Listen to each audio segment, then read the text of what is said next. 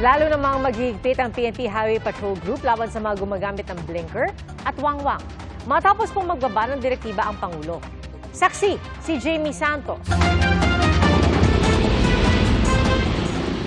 Kasunod ng utos ni Pangulong Marcos, agad nagkasa ng operasyon ng PNP Highway Patrol Group ngayong hapon sa EDSA laban sa mga gumagamit ng blinkers, commemorative plate, LED light at wangwang.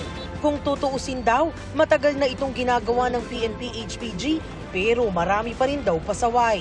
Tulad ng isang ito, baklas ang blinker ng SUV na ito at kumpiskado ng mga tauhan ng HPG matapos mamataan sa EDSA kaninang hapon.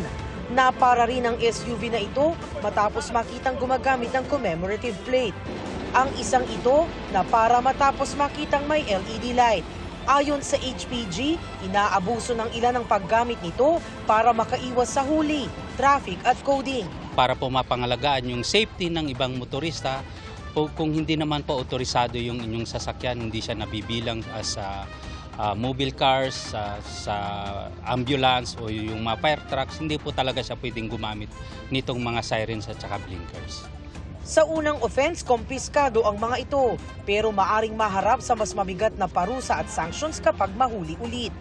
Pwede na po nating sampahan ng karampatang reklamo at pwede po siyang mapatawan ng hanggang 6 na buwan na pagkakakulong o di kaya po multa na 600 pesos at pwede pong ma-revoke o makancel yung kanyang registration ng sasakyan.